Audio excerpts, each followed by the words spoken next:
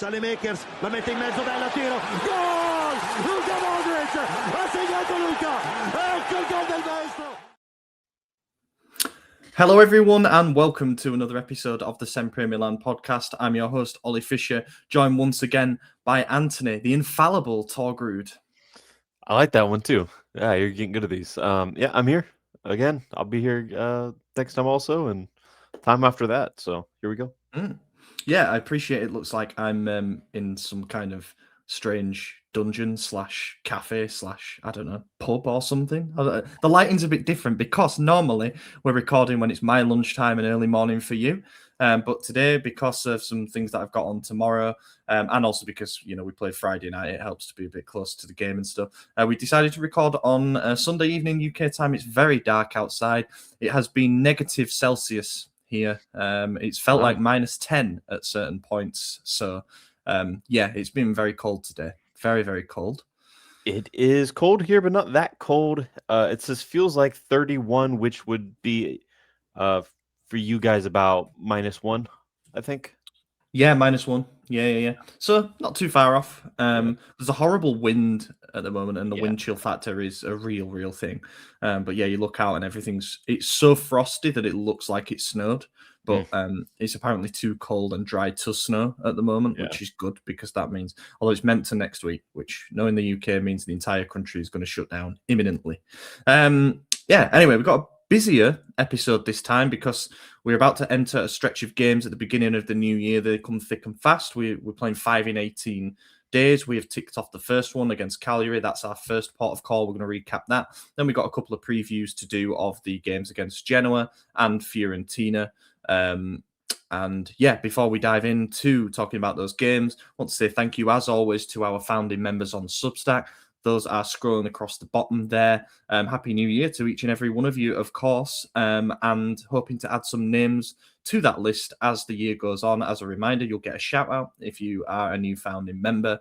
And over on the Substack, which is our premium content service, you can find stuff such as the most recent pub chat, which actually went out earlier today, was from Lorenzo and Stefano. They were talking about well, as the title suggests, game of two halves. The fact that we have been poor in first halves this season, generally speaking. I know there are some games that kind of book the trend there. But in the second half, we tend to grow into games a little bit and have more control. Talk about whether it's design versus just how things play out. Talk about, you know, Allegri's strategy in that regard. And if it's sustainable. You know, more so than anything, can we keep doing this? Can we keep winning games like the Cagliari one, which of course we're going to talk about? Speaking of that, Lorenzo did the pub chat for that, the instant reaction. So 15 minutes of him in his 20, I want to say that's a 2016, might be 2015-16 Adidas tracksuit top there, which is a nice rogue one from the sort of Honda era and the Menez era, that sort of time. I quite enjoyed seeing that. But yeah, anyway, he spoke after the full time whistle to give, as I said, his instant reaction to that particular game, including a little segment on Fulkrug's debut, and I think we will speak a little bit about him too. The most recent bonus podcast that me and you did towards the end of the week was the 2025 year in review. Went through various categories: best goal, best player, best moment, also the worst and the ugliest stuff that we saw during what was a real roller coaster of a year, kind of split into two halves there in terms of the plummet and then the rise in the second part of 2025. And Isaac also did a bit of 2025 takeaways thing in his bonus article. He did some things that were kind of predictions that he'd made that then either came true or didn't come true, such as things that would be done in the summer and stuff like that. But he also did various things from a site point of view that we're happy and proud of, and things that, you know, we will look to change moving forward. So it's a reflective thing from a SempreMilan point of view in general, not just the team on the field. So I'd recommend everybody go read that. You try 7 days for free, £5 a month, 50 for the year. Treat yourself. It's January. You know, nobody's going out, nobody's doing anything, are they? You know, it's a boring month, so stay in and consume content on the Capolista d'Italia for how long we'll wait. 2 hours. 2 hours, yeah. I didn't know Bologna have lost 6-1 to Inter twice in recent years, so I'm not expecting too much from them. Right, let's go into the first game that we got to talk about. Cagliari away, Friday night. I think we both kind of said, we both predicted wins. We both kind of said that we didn't necessarily expect this to go all our way. I've just noticed the colours slightly off in the I was layout. just thinking that too. It's there Should we have go. it. Yeah, there we go. That's great. Yeah, we said, I don't think we expected to go there and hammer them or anything like that. Cagliari are normally a team that's in and around the bottom three by now. They're actually in 14th going into this one, so they're kind of on course to stay up more comfortably than perhaps they have done in recent years. They've got some very interesting and some talented players in there too. We know Zappa has hurt us in the past. We know Palestra is attracting an awful lot of attention. Adopo, 100%. Simone Esposito. There's some players in there without a doubt, and I think those are going to be the players that keep them up ultimately. So, wasn't expecting a walkover. Again, there's been a theme this season where when we've had the opportunity to win a winnable game and put pressure on the rest of the teams in around, we've dropped the ball somehow. This time we didn't. Look, it wasn't vintage, but given all we knew, and we should probably start actually with the build up to the game and just how chaotic it was. But given all we knew about the state of the squad and having to change plans last minute and that kind of thing, it really was when the whistle blew to start the game just a case of get in there and get out with 3 points. And I suppose we did it. We'll start with the starting lineup here. On the day of the game, quite literally right up until those teams were announced, there were still several doubts about what was going to happen. They mostly centered around whether Pavlovic was going to be available or not because he had flu and he was being assessed on the day of the game in the afternoon. Ultimately, the team comes out. He's not fit enough to start, which means that Bartezaghi drops into the three-man defence rather than playing David Odogu, and Pervis Estupiñán takes the spot on the left side. And Nkunku out with, I think, was it a knee injury? Ankle. Oh, no, ankle. Yes, ankle problem that he sustained in that Verona game. Ironically, the one where he kind of finally unlocked himself, which meant that Ruben Loftus-Cheek had to move forward into the front two because Pulisic was not deemed fit enough to start either. Leao gritted his teeth and started despite clearly not being 100%, and more to come on that, I think. Fofana comes back into the midfield. You sort of look at that team and, yeah, again, it just reinforces like the result above performance type thing. Yeah, I mean, look, when you talk about injury crisis, this is what the dictionary would show you. I think I just mixed two adages together, so forgive me, but that's crazy. I messed up on the first thing I've said in this pod. You've been rambling for 8 minutes, no problem, and here we go. But when you look at this, you got Bartezaghi, our left back, left wing back, left mid sort of deal. Now starting as a center back, something he did do last season for the Futuro, so it's not entirely foreign to him. But even he himself said after the game that it's a big difference doing it in Serie A versus Serie D or Serie C last season, I believe they were. But nonetheless, it's not his position. He shouldn't be there. But he did it, and he actually did fine. I was happy with him. De Winter, he's finally put in a good performance. I think we all gave up on him, and of course, that's when he decides to come good. So happy with that. But yeah, just knowing that Leao has been out for, I believe, the last 5 games, maybe longer, and that, of course, signals the injury of Christian Pulisic because they can't stay fit at the same time ever. So he's now out. Leao's semi back, but he's able to start. I guess we'll get to his injury later, but he's still not ready and had instruction to basically be not good. And it was more so, we don't have a body, we need you to play. And he still was the hero. But Loftus-Cheek, again, he's playing striker. Hilarious given Allegri's comments pre-match where he said, I try to make football simple. Defenders play defense, midfielders play midfield, attackers play attack. By the way, Loftus-Cheek is going to be the starting striker this day. So, some funniness there. We did have Fulkrug on the bench, but he's not fit either. Nkunku, not fit. It's crazy the amount of players that we have in general, how few there are on this squad, and then how there's even less that are available to play on any given day. When you now look at our lineup of Santi Jimenez, Christopher Nkunku, Christian Pulisic, Rafael Leao, and Nicholas Fulkrug, you got 5 strikers, and we have a midfielder playing striker because none of them are fit. I mean, Allegri is a magician, right? He's working miracles here. Would this have worked against a top 6 side? Absolutely not. We would have struggled, probably would have failed, but Modric and Rabiot, 10 out of 10, as per usual. Leao showed up, saved the day when he probably didn't need to be risked. But it worked out, and it just, you look at this lineup, you don't expect good things. No, definitely not. It was bare bones, wasn't it? But it's such a familiar story. The this is the starting lineup, and sort of gone through it there for all the reasons that it wouldn't be what we would conventionally feel. But then you look at what that does to the bench, and it's like, I was actually my first gut feeling after everything I've said about the transfer.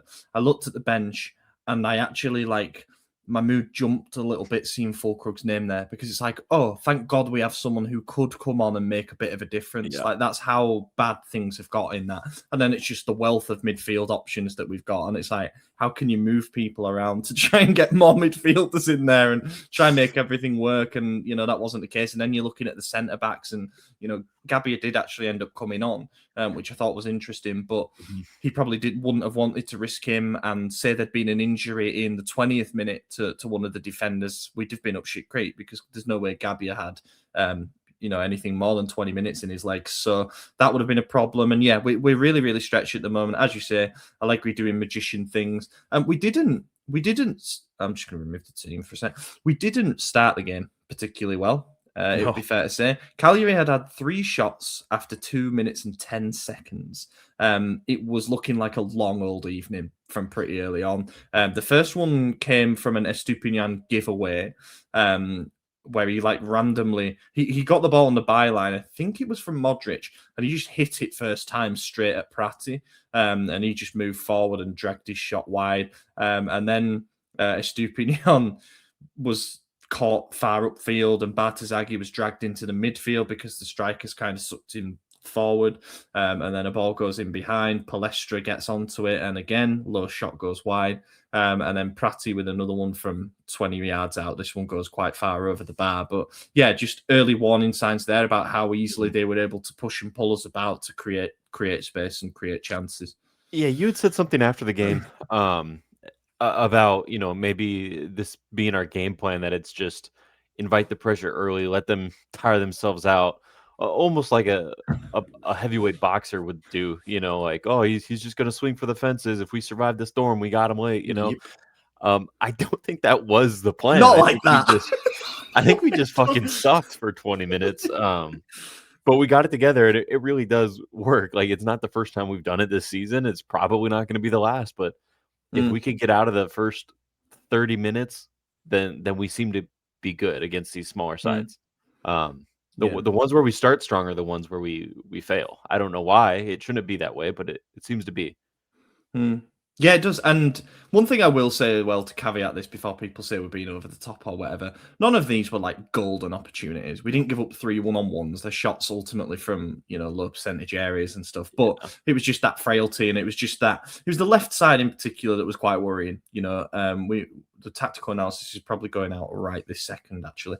But it was just, Bartazaghi, as I said, he was getting dragged out because the strikers were dropping deep. Estupiñán is one of those who is not, he doesn't seem to be like, perhaps it's a match rhythm thing, but I don't think it's ever really been his forte. Wasn't aware enough to then, drop back and fill in that position. He's still looking for that bombing run forward. So there's so much space behind, and they exploited it well, but I don't necessarily know if that was a tactical instruction from Cagliari, or if it was just a case of like, well, the space is there, so we're just going to knock the ball into it. Yeah, I think there's a lot of also just with the positional, jigsaw puzzle we had to play. You had a lot of players out of position that just aren't used to the in-game scenarios of it. And I think, like you said, Bartazaghi getting pulled deep from the strikers. He's not meant to be a center back, so he's not used to that.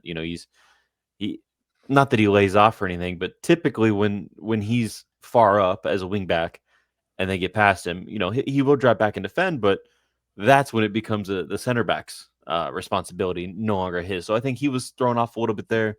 The rest, I guess, are kind of used to their positions. They just aren't used to playing as much time. But when you get players in who aren't used to playing or in positions they're not used to playing, there's a learning curve. even at the highest level like this. So that's where I think it comes from. I don't think we had much training with this as the lineup. I mean, we didn't know the Bartosagi thing was going to happen until the day of, right? Like with Yeah. Pavlovic getting the flu, it wasn't like we had a week to prepare for an illness. That obviously caught people off guard, and then knowing that Gabi was going to be on the bench, and then it was like, will he be ready to play or not? And obviously he wasn't ready to start. We know that now, but there was a lot of question marks, and so I don't think the preparation was fully there. But the overall work of the season has shown that they were able to make it work. It just, there was an adjustment period. There was a lot of messing up early, a lot of simple mistakes, a lot of giveaways, and it was looking really bad from honestly everyone. Not just Estupinian or Bartosagi or anyone else. It was overall everyone was doing pretty poorly. Luckily, like you said, the shots were not that great. There was one on target from Adobo, I want to say around like the 30th. That header. Yeah, he was just alone at the top of the box. Header, but it was straight at Mike. Not a lot of power behind it, so it was easily dealt with. And that was basically it in the first half. Not a whole lot else. I don't think there was a single yellow card in that first half. I think the only one came late in the game. So I think there would have been one for the foul that absolutely cleaned Loftus-Cheek out in the box and resulted in a penalty that was then overturned because of an offside in the build-up. That's one of those where it's like, I mean, it's obviously not a penalty because he was offside in the build-up, blah, blah, blah, but like he has still cleaned him out. So if you go 2 foot into someone's leg or something, is it not a red card because the offside came before? I don't know. But yeah, that was probably the only other incident that got me jumping up. That was a confusing one. Like I even on the replay, I didn't see the offside, but the foul was pretty egregious. Like you said, like that you get carded for that at the very least. That's a yellow card. So yeah, I don't know what the rules say on that. I'm assuming it just says you can't give any punishment, right? I mean, that's what happened. So yeah. I had another thought as well because Pavlovic was on the bench, and I'm thinking, well, there's no way he's going to be able to come on and do anything, right? He's flu-stricken. He shouldn't even really be there. Why have we named him on the bench? What are we expecting him to be able to do in a situation like this? Yeah. Then I started thinking, is there anything in the rules about coming on as someone who's suffering with the flu and just coughing on people? Like if you started going up to Cagliari players and just coughing on them, would he be booked for that, or scaring them away from the box? Yeah. Anyway, let's move on to the second half. I did think that was interesting though that Pavlovic was even on the bench. Like if he was too sick to play, then he shouldn't be on the bench. But I think it was literally Allegri saying, "Hey man, I gotta name you because we don't have any more players. I'm not gonna bring you on, but sit in your uniform on the bench and try not to cough on your teammates, I guess." But it doesn't help anyone. Sat there with a blanket like we all do when we've got flu. Sat there watching movies or whatever. So as has often been the case, we weather the first half storm, we come out in the second half and we instantly look a lot better. Whatever was said at half time worked to charm. Again, this is going to be in the tactical analysis. I won't go too deep into it in here, but interesting tweaks in midfield where Modric kind of stayed in his deeper position, but Rabiot then started pushing even further forward than where Fofana was. We know that they've been playing as a 3 with Modric between the two, but for the goal, and this comes from our first shot on target again. I think it's the 11th time this season we've scored from our first shot on target in a game, which is crazy in terms of being clinical, but also question marks about how sustainable that might be. But if you look at where this goal comes from, less than 5 minutes into the second half, it's Rabiot on the right byline. It's not. He's been playing left centre mid for the entire first half. In fact, he was drifting wide left at certain points to try support Estupinian and bring Leao into the game. And then, for this goal, he ends up wide right to whip in a low cross. It was a really, really good ball. Thought Leao's movement was interesting. And this is where we can discuss Leao's performance a little bit, I think, because I was one screaming for him to come off at half-time, sorry. I'll hold my hands up and say I thought he was absolutely awful in that first half. Now, with a bit of context, we know why. He was basically told to play at 50%, and that cannot be easy for a player to do, playing knowing that you're on the cusp of doing something more serious in terms of injury. But even when he did get the ball, he was struggling to trap it. He was struggling to do anything productive. The touch wasn't there. the execution on certain, like in transition and stuff wasn't really there. He was hindering our play basically. But then, this ball comes in from Rabiot and Leao, like the Lazio game, when we win it thanks to his goal at San Siro. In that particular game, he makes a striker's run to get on the end of Tomori's cross, where he just darts towards goal and he's there, the first one to it. This one was interesting. He made that more second striker run where he drops off to like just behind the penalty spot and waits for the service to come rather than trying to crash for a far post header. And that was a good bit of link up there. He takes the touch, sets himself well, and I know it goes in via a deflection, and I think Caprile is fooled by that deflection, and without it probably saves it fairly easily. But I'll say one thing: he got his head over the ball and he hit it low and hard, and that's all you can do is give yourself a chance. Yeah, well, he did fall down when he swung his leg there. But you're right. When we watched Leao in the first half, there were a few times when it looked like he would have a breakaway or what would typically be one for Leao, double covered. But he beats those. He always beats those, and you're like, okay, do your little step over turbo boost thing and get around both of them. We've seen it, over the last 6 years, countless times. He didn't do that. He was very lethargic, looked for the pass instead. Sometimes bad passes, and he just looked overall slow and not with it. Now, we know, obviously, like you said, with context and hindsight, that he was told, you're not fit to play, but we're playing you anyway, so take it easy, don't hurt yourself, because you're at risk of making a much worse injury than the one you already have. And as a player, that's got to be a terrifying thing to hear, that if I play to my full potential in this game, there's a chance I'm out for an extended period of time. I would say, why are you playing me at all? Like, and my brain goes to, I'm not playing. Sorry, I'm gonna sit this one out, boss.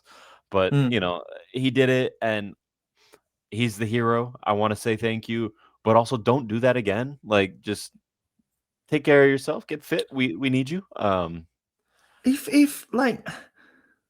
Leao is only fit enough to play a portion of the game, because he didn't play the full 90, to play a portion of the game at whatever he is percentage wise, how was Fulkrug not more fit and able to start? I know that he hasn't had a full 90 in his legs for a while or whatever, but Tari even said before the game he could probably give us 40 minutes if needed. Then it's like, what's 40 to 60 versus starting and risking a player who is not even 50% from minute one? It's like, so I understand.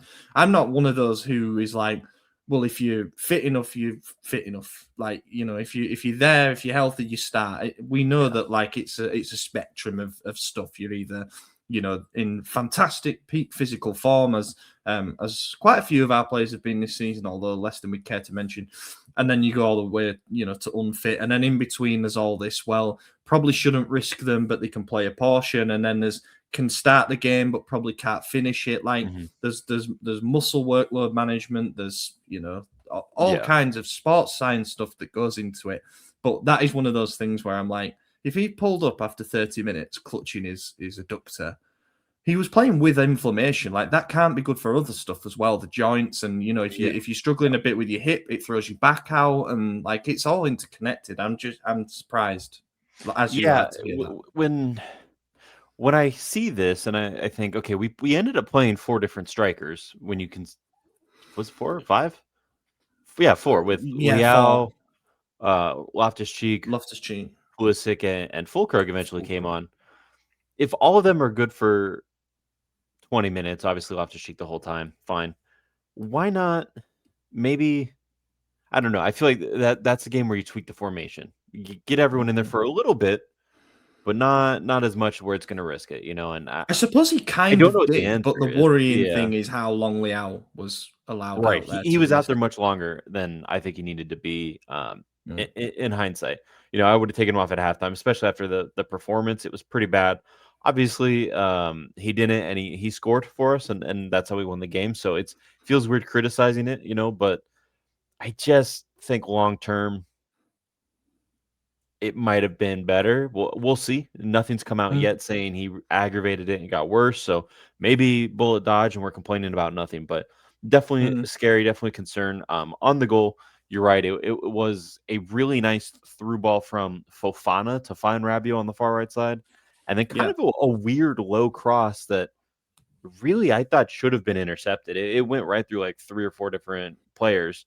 They should have got a foot to it. It was kind of a little bit behind Leao, and there was a lot of slipping on Yeah. the field. I don't know what was wrong with the pitch, but everyone was going down from both teams. So there's that. I was nervous when he swung and went down that maybe that was, aggravating his injury, but scored. We were good to go. And then it was really just invite the pressure. And I think we did a good job because we did move to like almost a 6-man midfield at one point, right? Like, Yeah, it was strange, but yeah. basically completely packed out the midfield, Mm-hmm. which I think it's not the first time that we've done that this season. I think Yeah. that's where we try to control things, and obviously we scored, quite an opportune time in terms of settling things down. But then, as you say, we invited them on for maybe 15, 20 minutes, but without really, there wasn't too much, in terms of clear-cut chances from them. In fact, they didn't have a single big chance in the game.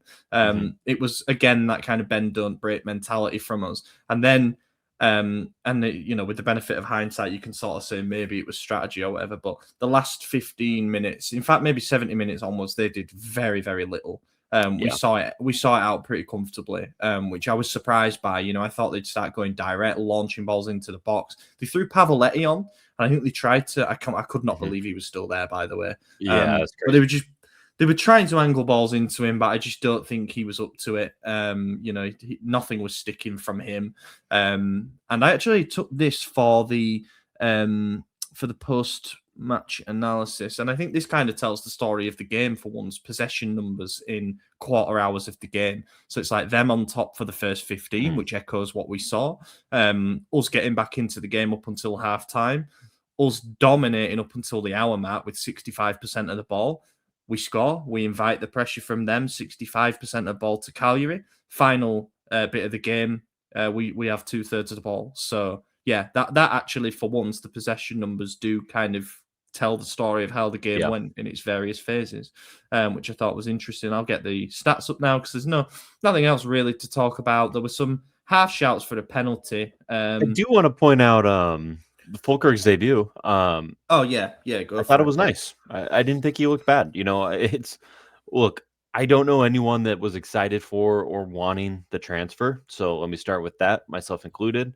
I also don't know anyone that wasn't excited to see him come on. I think with the injuries and the amount of drama surrounding the club, which is odd to say when we're in first, in a very competitive title race.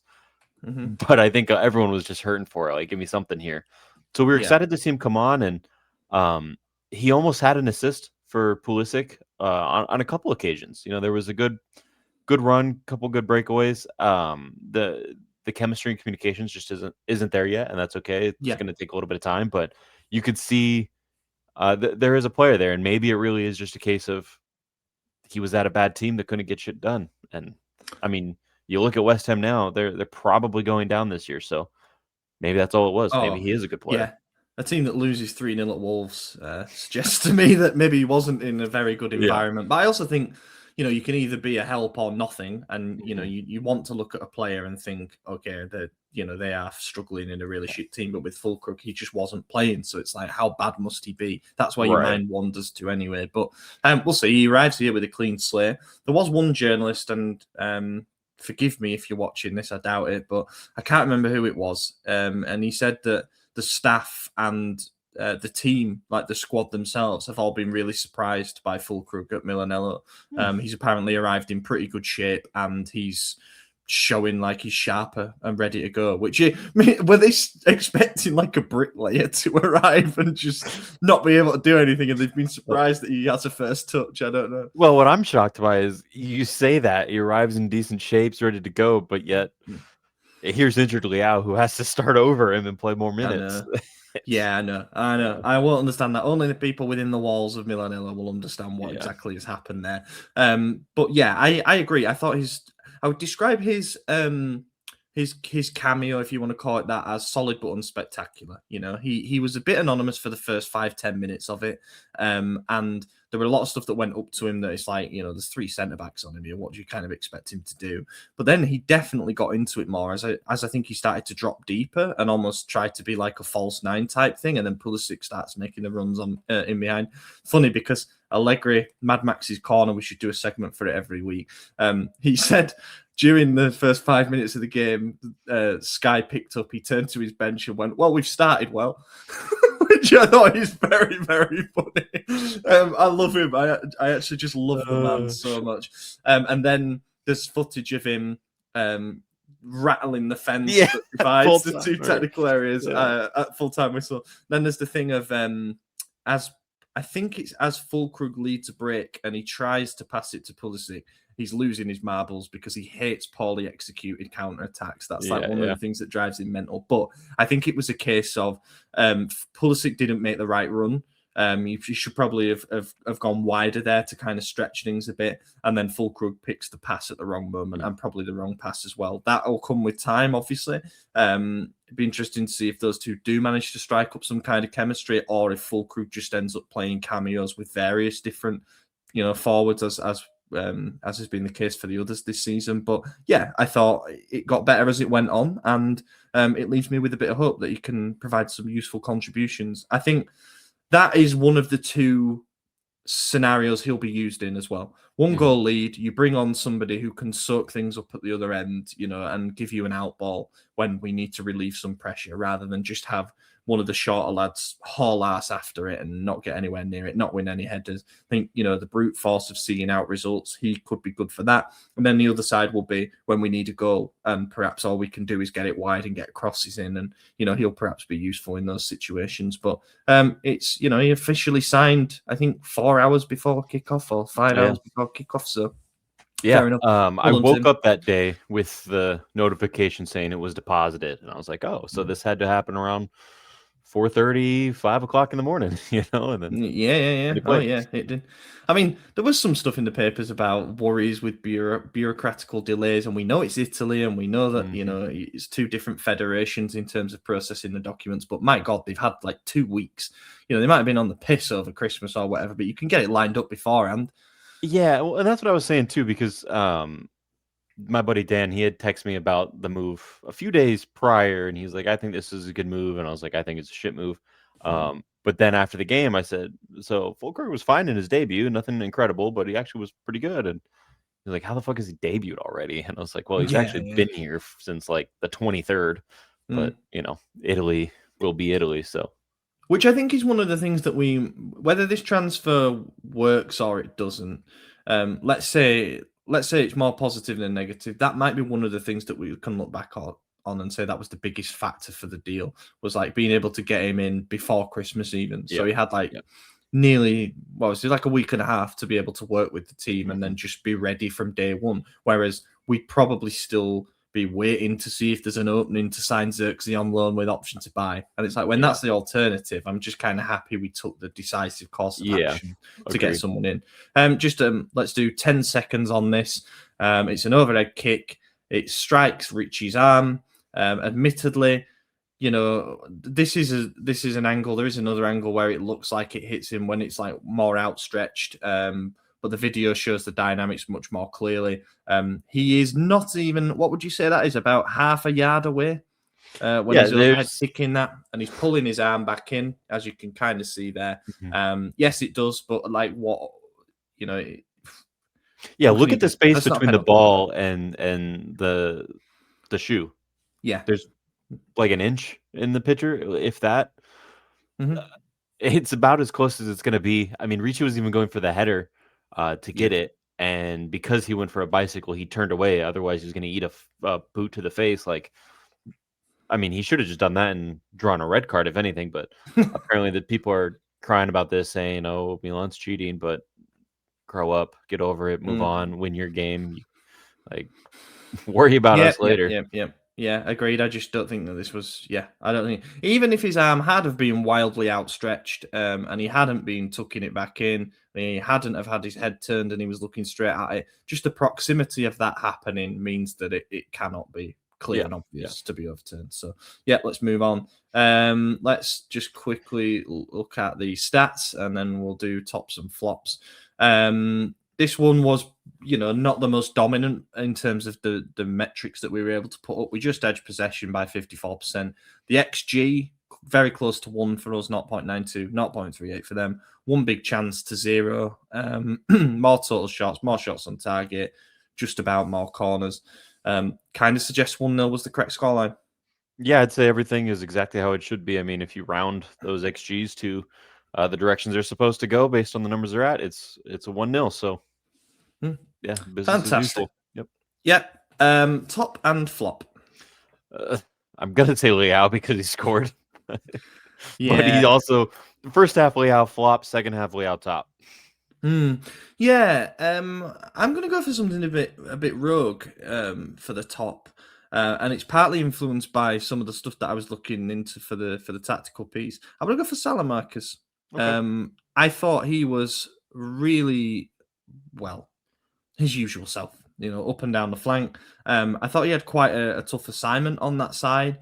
And if you look, the move for the goal all starts with him receiving the ball with 3 men pressing him by the halfway line, and he produces a nice little flick inside to Fofana, who then slips Rabiot in and scores. So he kind of pre-assist for the goal, which I know isn't something to, he's not putting that up on the mantelpiece, but sometimes to break down a low block, which is what we were asked to do again, maybe a mid block, you need a bit of something. You need a quick move of the ball to just unlock things, and he provided that. But also, I noticed on some of the numbers here, I'm going to display another graphic. There's been loads of these this episode. If you look at some of them, and this is available on the Serie A website, here he provides 28 passes into the final third, which don't was even see which one. Oh, the third. Okay. Oh, that's in the top right. A lot of stats in here. Sorry. Yeah, there's a lot of stats there. 28 passes into the final third, which is more than double next, which is Modric, and then Rabiot, and it is double. Rabiot, Modric, yeah. And then yes, it is double. Sorry, yeah. And then there's no Cagliari player on that list, but yeah, that's like he was the one driving us forward, without a doubt. If you look in passes completed, he ranks in the top 5 there. If you look at key passes, he had 2. And he had a completed dribble as well. So he was kind of here, there, and everywhere, which is what we've come to expect. But yeah, I appreciated the shift that he put in. Are you about to display it again? Yeah. Yeah, sorry. I just wanted to look at all the other stuff because this is interesting. It does paint a much better picture. I'm happy to see De Winter topping the game and passes completed. Yes. That's nice. I know it means a lot of them are, pretty small back passes to Mike or to Bartazagi or Tomori because he's that middle center back and he's just giving it to the people near him. But, that's exactly why Modric is up there too. He's just doing it in the midfield, right? So it's good to see. I like that. It just means he's getting a bit more confident on the ball, a bit more sound. He's not going to be my top by any means, but I do want to call him out because, A, I was a big supporter when we signed him. B, he proved me to be completely wrong in the last couple months. And C, it's nice to see him kind of pull one back for me. So glad he's doing better. And yeah, I think you might be right about Saelmakers here. Yeah, I mean, the answer is the trendy answer is obviously going to be Leao because he was the match winner. He provided the moment for the 3 points, and that's right. You can't take that away from him. He won the league's player of the match, so there's that. And yeah, good to shout out De Winter because after a really rocky start, didn't look great at right centre back, didn't look good in the middle. He's put together 2 really, really competent, confident starts against Verona and Cagliari. Granted, it's not Inter and Napoli, but it's baby steps. And when you're asked to play in the middle as that libero type, as Allegri tends to use the middle centre back, you are going to get on the ball a lot.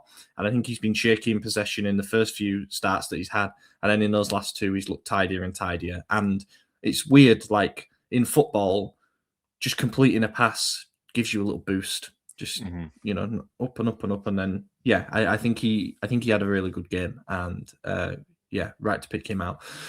And flop, kind of tough. Oh, I'm still sticking with my half and half Leao, my Jekyll and Hyde. Oh yes, sorry, yeah, of course.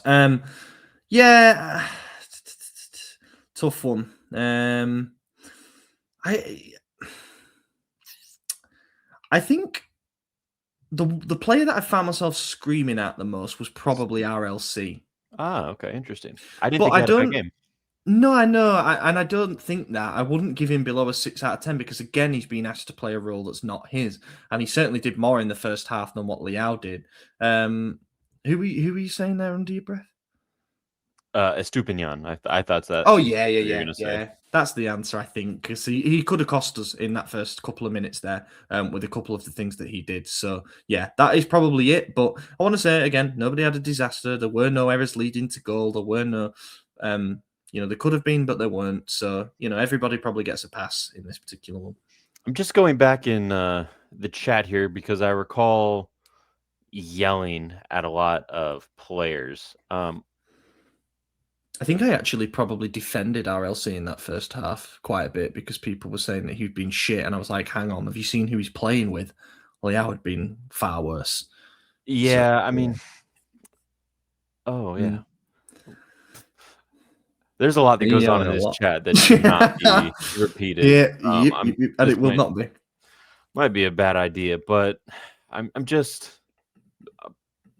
getting back, and it's pretty mad the amount of wow. Okay, so as soon as it started, the first thing I said is I said some mean things about Estupinian, and then immediately at 2:50, so 4 minutes into the game, I said, "Bring Gabbia on now. I don't care." And then my next message was Salad WTF, and then Fofana WTF, and then RLC WTF, and then Estupinian is so bad, and then just WTF with no context, and then baffled, and then Tamori bad, and then Leao WTF.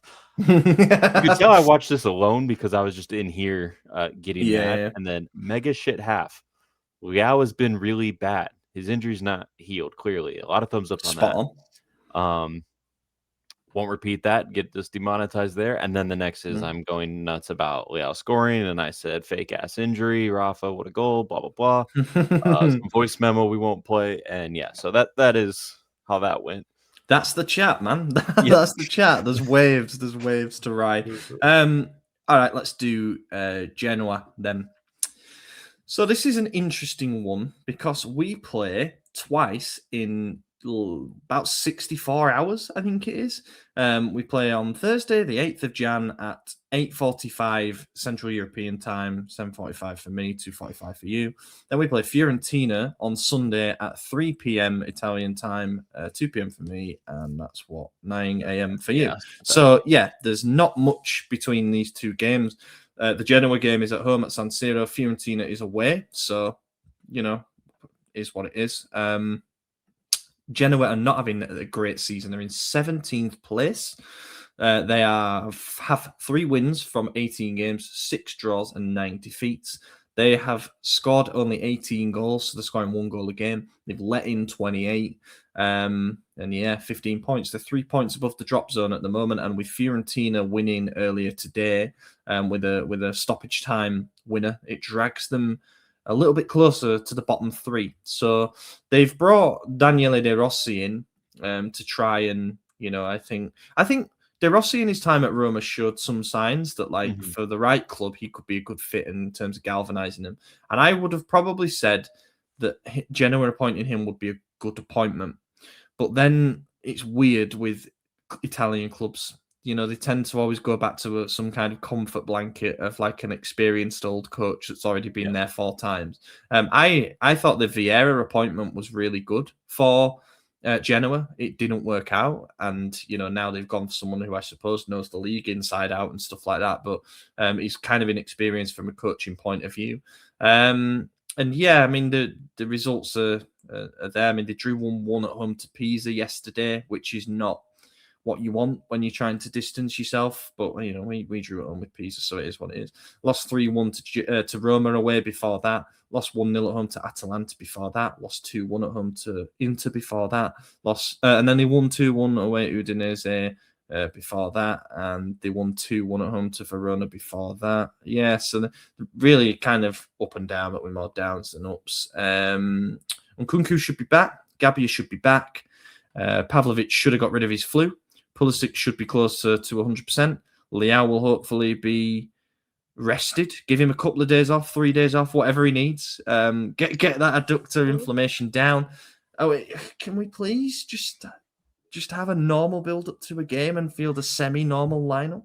Be nice. It's really funny that we're talking about Leao not being able to play after he just gave us an hour of game time.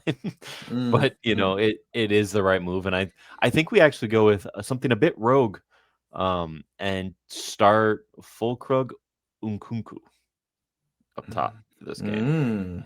I think that would actually get the best out of Nkunku a bit. I think you could kind of be a pseudo winger number 10 / second striker, all those made up positions. I think those are where he excels, and Fulkrug is he's a target man. And I think it'll be nice if we could start a striker partnership that doesn't involve Pulisic or Leao, and it actually gets a goal. So that's my hope, my wish list for 2026 is we can score in a game without either of our two stars, because Lord knows they both need a nap. They are exhausted. They are beat to shit. None of them are fit. They haven't been all season. I mean, they both played a third of the season so far, and they have not been any overlap in that third.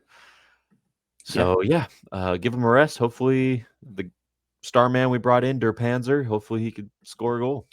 Yeah. Why not? You've got to imagine with a few more days training under his belt that he is ready to start a game, right? And it'll be interesting to see what Genoa would do for this one, whether they come and bunker up, or whether they bunker Panzer. I'm not going to do the entire preview in World War II analogies. I don't think that's a very tasteful area to go into. Or whether they come and they're like, oh shit, Fiorentina are breathing down our necks now. Like, we need to start picking up some points again. I'm just looking at Gazzetta. Obviously, it's a few days out. It's Thursday night, this game, but they've got both teams playing with a 3-man defense. They've got us with Tomori, Divinta, Pavlovic. It wouldn't surprise me that. I think if Gabbia is, you want that knee to be fully healed, right? You don't want to send him out there with any remnants of the problem. And Divinta's put in 2 good starts. Pavlovic will be back. Then you can move Batazaki up to wing back again, which they've got. Salamanca stays in. They've got Fofana, Modric, Rabiot, Leao, Pulisic. I'll believe it when I see it, boys. Yeah, I'll believe it when I see it. Look, as much as I want that to be the starting striker pair every match, your face said it all there. Yeah, I don't think that shit's gonna happen. Yeah, they've got. Do you know what? Because I think Genoa's might be a little bit out there in terms of players they got available. Let's look at what they did in their last game against Pisa, the 1-1 draw. They fielded a 3-man defense. Leali in goal, Ostergaard, Otoa, and Vasquez as the back 3. Norton Cuffy, who I think is one of the ones to watch. He's having a good season for them. Malinovsky, Frendrup, Thorsby, and Caricol as the 5 across the midfield. Lorenzo, Colombo, and Oliveira. Lorenzo, Colombo. He did score against Pisa. He did, yeah, he did. I'm not sure what the goal was like yet. I haven't seen it. I don't plan on it. He's one of 4 players. No, sorry, one of 3 players to have 4 goal contributions in the league for Genoa this season. The other is Ostergaard, who's a centre back. Both those two have 3 goals, 1 assist. And then Aaron Martin has 1 goal, 3 assists. I think he plays predominantly as a wing back. And he didn't start there the last game, nor is he. Oh, he is in the predicted lineup for the next game. So I don't know if he was serving a ban or if he was in doubt, or if he was in injury. I don't know. But yeah, you got those, and then behind that with 3 goal contributions, you've got Malinovsky, Vitinha, and Torsby. Vitinha's been mostly sub striker this season. Then Norton Cuffy, Ellison, Ekuban, Jeff Ekator, one to watch. I like him. 19 years old, and he looks to have a bit of something about him, albeit he's not exactly been prolific. He scored a couple of goals in 380 minutes this season. How are we feeling? Are we? Generally, it can be tough not to crack at home. We've had some. Do you remember the final game before lockdown when they beat us 2-1? That's going back a while now. But I remember our anniversary game where we didn't play our 2 best players in Leao and Teo, and we drew 0-0. That was embarrassing. It was a little over a year ago. So, I I think we win. I think this is a 2-0. I'm not worried about Genoa, and I do think Fulker gets on the score sheet. I think it's the perfect game for him to score. They're going to sit back deep. They're going to defend. They might come out of the gates hot in the early couple minutes, like everyone seems to be doing, but I don't think they have anything for us. And I know those are famous last words, but yeah, I think we get the job done here. Funnily enough, I was saying, Genoa have been a tricky opponent, blah, blah, blah. That COVID game in March 2020, of course, that's when all the shit hit the fan, wasn't it? That was our last defeat to them in, I think that's 9 games. Since then, we have won 6 and drawn 3. So we certainly had the rub of the green. We've actually only lost once to them since 2016. But then if you go a bit further back, that was a spell of 3 defeats in 4, where I think that's banter era is what scarred me with Genoa, because they always used to be the ones to pour a bit of salt on the wound. Yeah. It would switch. Either Genoa or Sampdoria, whichever one. Last season away from home, we beat them 2-1, went a goal behind. I remember this one. Went a goal behind to Vitinha, who come off the bench, and I think he scored with his first touch, didn't he? And then Leao and a French own goal. We scored in 76th, 77th minute to come from behind and win 2-1. I like your prediction, I like your optimism. I'd love to see another clean sheet, because we need to start getting back towards that, conceding comfortably less than a goal a game. I know Allegri's been banging on about those defensive targets to hit, but I think they might have a goal in them. And I think we're going to edge this one 2-1. And I think Nkunku scores. Oh, wow. Okay. Yeah. I think I mentioned in the chat, and I can't remember if I mentioned on the last main pod, it is kind of weird how going into every new year, we have a forgotten player who just explodes out of nowhere. So last season, it was kind of Jovic. We signed Jimenez, and then because of the goals Jovic was scoring, he ended up as the starting striker in the second half of the season when it looked set that he was going to go. Before that was RLC. I think he scored 10 goals in January and February. Before that, you could probably say we had like... my God, who was I thinking of? Rebic. Yep. Ante Rebic looked like his loan was going to be terminated halfway through, and then he scored 12 goals between then and the end of the season. Like it was mad. So sometimes that's the way it works. They take 6 months and then they get going. So let's hope that's the case with Nkunku. I'm going to say 2-1. Fiorentina. Again, difficult to do when there's a game in between, blah, blah, blah. You know the drill by now. Not sure on the injuries, not sure, blah, blah. But one thing I can tell you I'm sure about is that Fiorentina are dog shit. They did win today. They did win today. Win today. I'll give them that. But as they should do against Cremonese. Lol. The last team that we lost to in the league, funnily enough. But prior to that, wow, what a mess they are. That being said, 21st December. Are you doing that, or what's going on there? What's that? Sorry, the Fiorentina sign has... Oh, for whatever reason... StreamYard, sorry for a little pull behind the curtain. They added this stupid timer, and it's just randomly on. So this was turning off every 10 seconds. I thought you were pressing it. I was like, what are you doing? No. So they've won 2 of their last 3, technically. You can't get around that particular statistic. 21st December, they hammered Udinese 5-1. Yeah. And that was when people thought, are they going to start to turn a corner here, go on a bit of a run? And they went and lost 1-0 away at Parma. As it goes, they are 18th, so they're not bottom anymore. They've climbed off bottom. But they've only won 2 of the 18 games. And as mentioned, this came in the past couple of weeks. 6 draws, 10 defeats, 18 goals scored, 28 goals against, exactly the same as Genoa. And the thing that... So I'll tell you now, I'm more worried about Fiorentina than I am Genoa. Again, famous last words. But I think it's because we all think Fiorentina are in a false position, right? There's too much quality in that squad for them to be even close to going down. Football tends to even itself out. So I think that they're going to have a bit of a better second half of the season. They've actually got, I think this is a brilliant appointment. They've got Paratici coming in. Yeah. Which is like, well, what? He's leaving Spurs, where they welcomed him back to go and take on potentially a Serie B job. But I think that will help them, because they'll do a little bit. But yeah, Vanoli is in charge there, who people will probably know from his time as Torino boss and Venezia before that. Tough to say, the Pioli thing did not work, did it? he didn't Who's surprised? didn't achieve the desired results. But then kind of what followed afterwards was like, what was he supposed to be working with there? But yeah, looking at the team here that they played yesterday against Cremonese. Oh, sorry, today against Cremonese. De Gea in goal, Pongracic, Comuzzo, and Ranieri as a three-man defence. That's really not that bad. That's been conceding too many goals for what it is. Dodo and Parisi as the wing-backs, Mandragora, Fagioli, and Endure as a midfield three. Goodmanson and Piccoli up front. They brought Moise Kean off the bench, who scored the winner. Manos Solomon came on. He's joined them on loan from Spurs, I believe. And Sevilla, I thought, wasn't it? Sevilla. Yeah, you're right. You know, he is a Spurs player, but he was on loan at Sevilla, cancelled. Terminated. Yeah. And he kind of looked good. I'm not gonna lie. He did.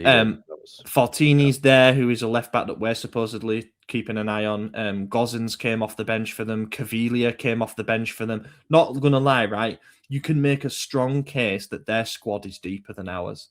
Not in terms of starting 11 quality, but I'd love to be able to bring Caviglia, Moise Kean, Gozens, Fortini off the bench. Simon Som, who was their most expensive summer signing, didn't come on. Mattia Viti, we were linked with for ages. Kwame, who they spent a bit of money on to sign from Genoa, he didn't come on. Like it's too good to go down. So that's why it worries me. Things are leaving themselves out. We're in for a tough one on Sunday.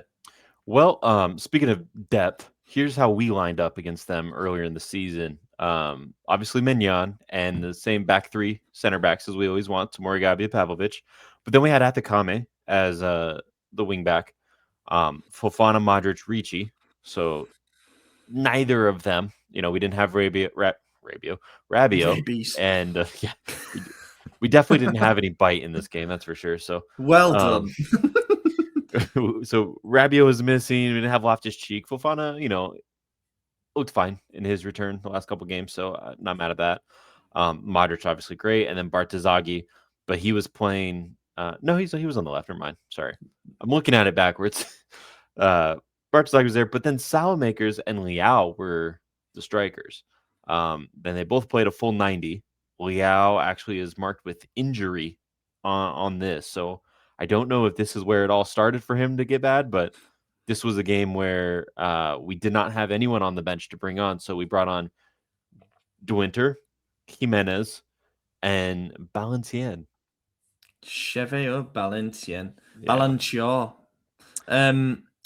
Castillejo was one that I thought might get a bit of a run out on in the Cagliari game, but then turns out he's just scoring goals for the Primavera. I think he scored a last-minute winner for the Primavera against Roma, which was quite a big one. So that's kind of mad. The Primavera striker was our only option to bring off the bench against Verona. It was when we had all them out. Mental, what a squad! Our depth is not good, and we knew that going into this season, right? When we saw the 19 outfield players, I think it now is down to 16 currently.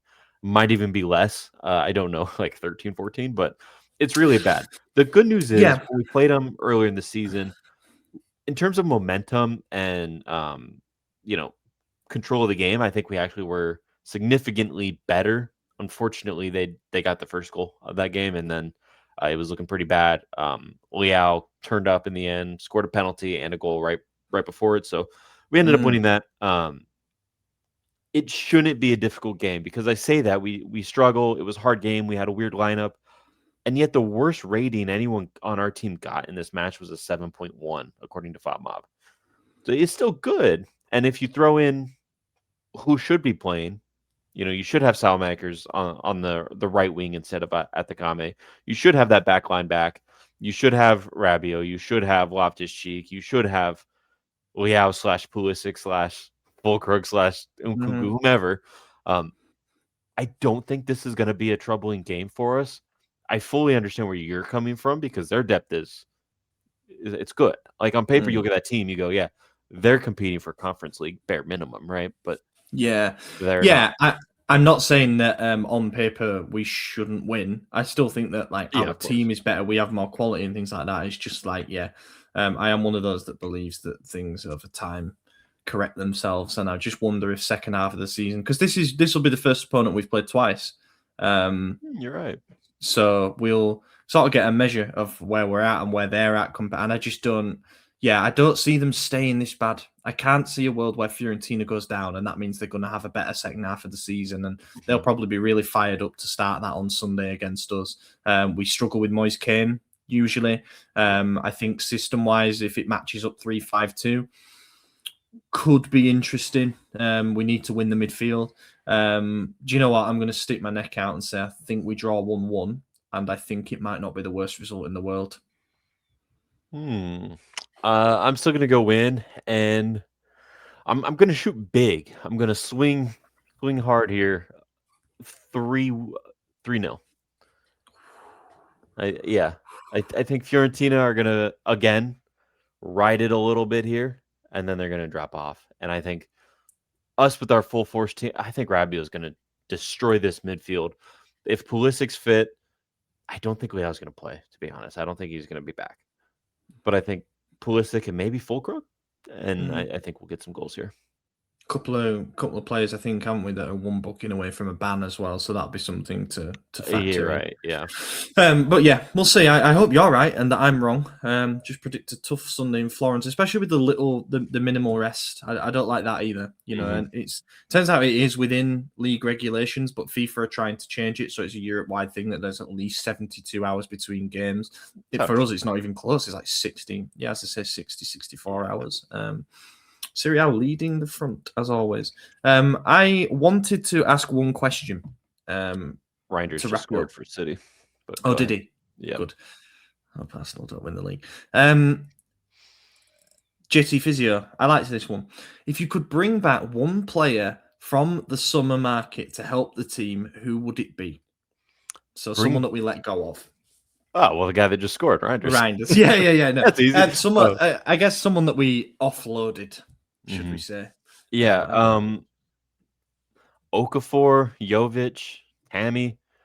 I mean, I wouldn't have gotten rid of all of our striker options, even Chukwueze. Like, I would have kept one of them, like at least one. We were so short-staffed from the moment the season started that it didn't make any sense to me, and we quickly fell into this trap of recurring injuries with everyone that it didn't make any sense. Or Teo, now that he's going back to Juventus, or not back, but going to Juventus It's been denied. Romano said not a chance. So good. All right. Well, literally just before we started recording, which did just I was happy that came out. I'm not gonna lie, because I saw to see that. The early report was like Teo accepted in 16 minutes or something ridiculously specific, and I was like, that's too specific to be a lie, but I guess not. It was blatantly wrong. Don't get me wrong. Would it surprise me if he was not enjoying Saudi Arabia and wanted to come back? To well, they're not a part of the fund either. The club was sold, or I don't know what the terminology. Yeah, whatever. Is, yeah. That's a good point. Would you evaluate him coming back in the summer? I don't know. That's a discussion that we could potentially have, but Bazagi's doing a good job there. So yeah, we'll see. That's probably the answer, right?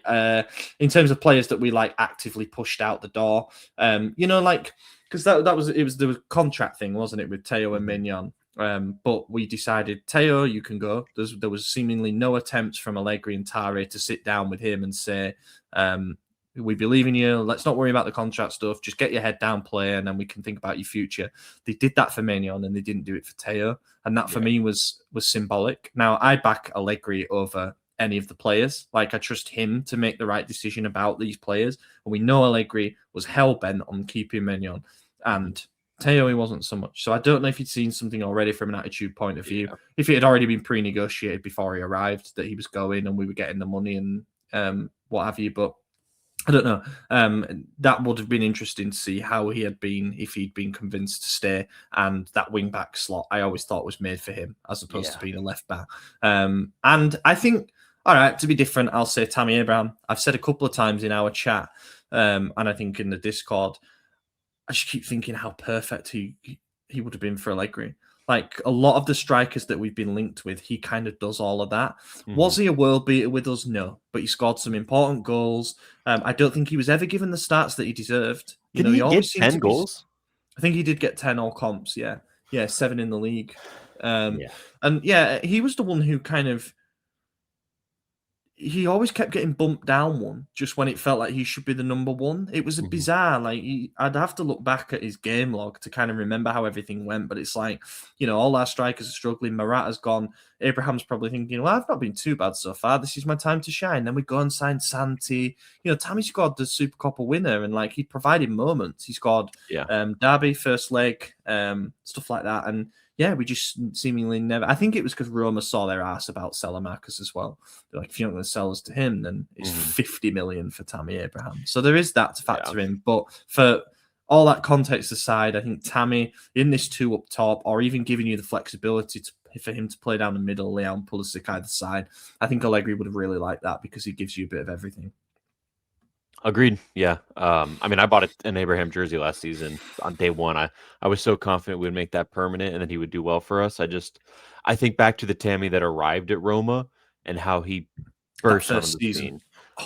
I was always a fan of him at Chelsea, and then when he hit Roma, I was like, okay, he's taking it to that next level. I remember he was the guy that scored the goal that really collapsed our season in that Scudetto defense year. It was early January. I think he scored an equalizer and then a late winner or something like that. There. Yeah, he scored. He scored the 96-minute equalizer from a corner. Did we were 2-0 up goal? I actually hated it. But yeah. As did I in that moment, walking out and getting piss wet through. But I think to be a bit different, I'd say Tammy Abraham. You can make a case for Jovic, but I just think we've been looking for a bigger sort of striker in this period. So, right, we'll wrap it up there. Nice to do over an hour. Hope you enjoyed it, everyone. 3 games to talk about. We'll have 3 games, therefore, in the next one, won't we? 2 recaps. Our best. All this. We're only playing 1 game a week. Bollocks. We're playing every 3 days, whether you like it or not. No matter how many competitions you're in. They're coming thick and fast, and it's a decisive part of the season. We've started it relatively well. Let's hope that we've got more positivity in the next episode. In the meantime, I've been your host, Ollie Fisher. Find me on Twitter at Ollie Fisher. AJ, cheers for joining. See you guys next time. Have a fantastic week, everyone.